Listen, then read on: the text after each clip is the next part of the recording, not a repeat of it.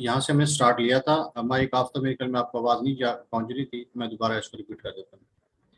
तो देखिए, ये अकाउंटिंग प्रोसेस, आपने अकाउंटिंग साइकिल पढ़ा था, तो उसके से अकाउंटिंग किस लिए यूज़ की जाती है? To generate accounting information. अब जो आप फाइनेंशियल अकाउंटिंग इन्फॉर्मेशन जनरेट करती है, वो किस मकसद के लिए की जा सकती है? For decision making. अब डिसीजन मेकिंग किस लिए किया जाता है? To link the economic activities के डिसीजंस और इकोनॉमिक एक्टिविटीज जो आपके बिजनेस के अंदर परफॉर्म हो रही हैं, जो आप प्रोडक्शन कर रहे हैं, मैन्युफैक्चरिंग कर रहे हैं, उसको आपस में लिंक करना होता है ताकि आप इसको क्या कर सकें, अपने बिजनेस को के रिजल्ट्स को मेजर कर सकें। इसके बाद टाइप्स ऑफ अकाउंटिंग इन्फॉर्मेशन में आ जाता है आपके पास financial information, tax related information और मैनेजरियल रिलेटेड इंफॉर्मेशन।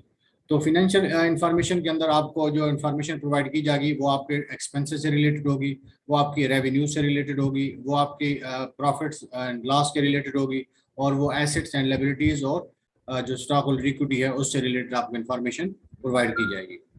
फिर इसके अलावा आपको टैक्स के रिलेटेड, यानी income tax, sales tax, property tax, withholding tax, ये टैक्स से रिलेटेड कितनी इनकम जनरेट हुई, किस पे कितना टैक्स लगा, कितनी पे हो गया, कितना अभी पेएबल है, डेफर टैक्स क्या है, तो इसके बारे में भी ये आपको अकाउंटिंग इन्फॉर्मेशन प्रोवाइड की जाएगी। नेक्स्ट आपके पास आ जाता है मैनेजरियल, यानी financial accounting plus decision making equal to managerial accounting. तो बेसिकली जो आप इंफॉर्मेशन जनरेट करते हैं, उस इंफॉर्मेशन की बेस, उसको बेस बनाते हुए जो मैनेजमेंट के लोग हैं वो इस पे क्या लेते हैं? डिसीजन लेते हैं रिगार्डिंग द बिजनेस एक्टिविटीज। अब ये देखें कि इंफॉर्मेशन सिस्टम में क्या क्या चीजें इन्वॉल्व होती हैं, कि आपके जो इंफॉर्मेशन आप अकाउंटिंग से ड्राइव कर रहे हैं उसमें कौन कौन से यूजर्स हैं, जिसके अंदर आपके पास इन्वेस्टर्स आ जाते हैं, आपके पास क्रेडिटर्स आ जाते हैं, आपके पास मैनेजर्स हैं, आपके पास ओनर्स हैं, आपके पास कस्टमर्स हैं, आपके पास एम्प्लॉइज हैं, आप दूसरा जो आपकी बिजनेस को की रेगुलेटरी अथॉरिटीज हैं वो आ जाती हैं। वो आपकी इंफॉर्मेशन आपसे लेते हैं और उससे रिलेटेड डिसीजन लेते हैं। इसी तरह आप कास्ट एंड रेवेन्यू डिटर्मिनेशन के लिए भी आप क्या करते हैं? अकाउंटिंग का इस्तेमाल करते हैं, जिसको हम कास्ट अकाउंटिंग बोलते हैं, यानी job order casting, process casting, ABC casting और सेल्स। नेक्स्ट हमें जो इन्फॉर्मेशन प्रोवाइड की जाती है वो एसेट्स एंड लायबिलिटीज के रिलेटेड, यानी प्लांट एंड इक्विपमेंट्स कितने हैं, लोन्स एंड इक्विटी कितनी है, रिसीवेबल्स, पेएबल्स और कैश कितना है बिजनेस के पास।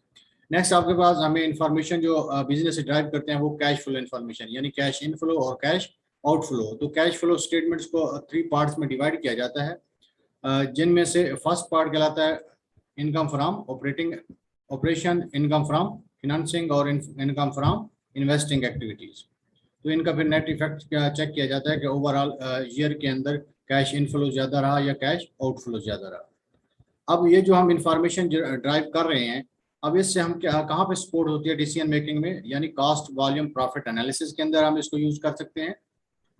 परफॉर्मेंस इवेल्यूशन, यानी आप एम्प्लॉइज की परफॉर्मेंस भी इस बेस पे इवेल्यूएट कर सकते हैं, और बिजनेस की प्रॉफिट एंड लॉस और सेल के बेस बनाते हुए भी परफॉर्मेंस इवेल्यूएट कर सकते हैं। नेक्स्ट आपके पास इंक्रीमेंटल एनालिसिस आप चेक करते हैं कि with the passage of time आपके जो कास्ट है या आपकी सेल्स है या आपकी प्रॉफिट है, उसका इंक्रीमेंटल कितना इम्पैक्ट है, कितना इंक्रीज हो रहा है, या उसके अंदर डिक्रीमेंटल एनालिसिस है, यानी पहले से इंक्रीज हो रहा है या डिक्रीज हो रहा है। नेक्स्ट आप बजटिंग करते हुए उसको इन्फॉर्मेशन को यूज कर सकते हैं, कैपिटल एलोकेशन के वक्त भी आप इसको यूज कर सकते हैं, अर्निंग पर शेयर डिटरमिन करने के लिए भी कर सकते हैं, और रेशियो एनालिसिस के लिए भी कर सकते हैं। जबकि पास आपके पास फिनेंशियल इन्फॉर्मेशन नहीं होगी तब तक आप बिजनेस रिलेटेड कोई भी डिसीजन नहीं ले सकते। हाँ, अगर आप अपने एक्सपीरियंस और जजमेंट की बेस पे ले सकते हैं, लेकिन उसके अंदर ऑथेंटिसिटी नहीं होगी कि आपने जो डिसीजन लिया है वो करेक्ट डिसीजन है और वो बिजनेस के लिए फ्रूटफुल साबित हो।